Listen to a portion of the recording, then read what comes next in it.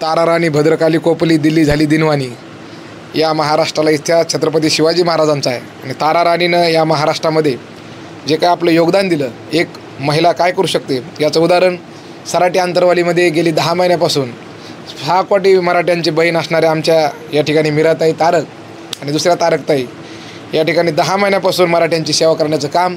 सराटी आंतरवालीमध्ये रात्री तुम्ही 12 वाजता जरी आल्या तर मराठ्यांनी मराठ्याला काय दिलं पाहिजे, तर इथली माझी बहीण म्हणते दादा पाणी पिऊन जा, ही खऱ्या अर्थाने मराठ्यांचा विजयाचा दिवस निश्चित करण्याचं काम आमची एक महिला शक्ती करू शकते. मनोज पाटलाला या ठिकाणी 8 तारखेला जे आंदोलन सुरू केलं होतं त्या आंदोलनाचा विचार बदलण्याचं काम एक महिला करू शकते. त्या महिला मीराताई तारक आज आपल्यासोबत आहे. दादांचे विचार कसे बदलले तुम्ही, नेमकं त्या दिवशी काय चर्चा झाली? दादा आमच्या गावातून विरोध झाला दादांना, काही लोकांचा. माझं म्हणणं आहे काही लोक आहेत फक्त, पण आम्ही पूर्ण गाव तुमच्या सोबत आहेत ना. आम्ही जे लढलाय हे सगळे एक स्वतःसाठी नाही लढला आणि दादा स्वतःसाठी लढत नाहीत. अख्ख्या 8 कोटी मराठ्यासाठी दादा लढीत आहेत. मग त्याच्या सांग मागं उभं राहायला आपल्याला काहीच हरकत नाही.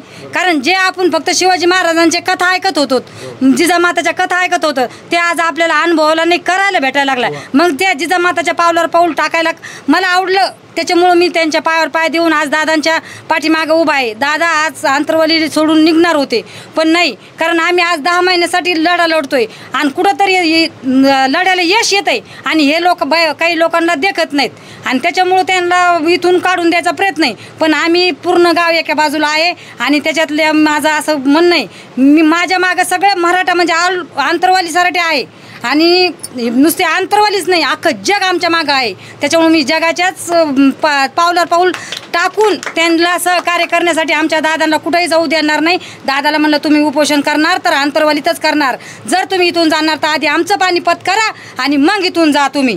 कारण लढा हा एकट्याने होत नाही, हे आम्हाला सगळ्यांनाच आपल्याला माहिती आहे. लढा सगळे एकत्र आल्याशिवाय लढा होत नाही आणि दादांनी जे लढा लढलाय तो कोणी लढू शकत नाही. आजच्या काळातले ते शिवाजी महाराज आहेत आणि त्याच्या मागं आपल्याला जिजामाता व्हायला काय हरकत आहे? काय हरकत आहे त्यांच्या पावलावर पाऊल चालायला? की दादा जिजामाताने जे आपल्याला शिकवून दिलेली आहे त्या हिशोबाने आपण दादांना बाहेर जाऊ देणार नाही. जोपर्यंत आरक्षण भेटत नाही तोपर्यंत आम्ही इथून हलणारच नाही आणि सरकारचे डोळे उघडलेच पाहिजे. कारण आज झाले 10 महिने झाले लढा लढतोय दादा, उपोषणामागं उपोषण आहे, हे शेवटचं उपोषण आहे. त्यांना म्हणा आता दादाच्या लवकर साथीला या आणि नाही तर बघा तुम्ही काय होतंय आणि काय नाही. ह्या पूर्ण महाराष्ट्राचं नाही जगाचं पानिपत झाल्याशिवाय राहणार नाही. त्याच्यामुळं तुम्ही जेवढ्या लवकर होईल तेवढं आमच्या दादाच्या साथीला या आणि आमच्या दादाला साथ द्या. या ठिकाणी आपल्या भावना त्यांनी व्यक्त केल्या. खऱ्या अर्थाने एक मराठ्यांची वाघीण म्हणून असंबंध महाराष्ट्रभर अनेक दादाच्या अनेक सभा झाल्या. त्या सभेला सुद्धा या ठिकाणी मीराताई तारक आणि दुसऱ्या तारकताई असतात. दुसऱ्या ताई देखील आपण या ठिकाणी मनोगत व्यक्त करणार आहोत. काय वाटलं ताई तुम्हाला दादांनी गाव सोडून जाताना? दादांनी जो निर्णय घेतला आणि तो निर्णय तुम्ही मागं घ्यायला लावला की दादाला कोणाची बोलण्याची हिंमत नसतानासुद्धा एक महिलांनी आपल्या भावाप्रमाणे बहिणीने भावाला साकडं घातलं की आपण सराटी आंतरवालीतमध्ये आंदोलन करावं.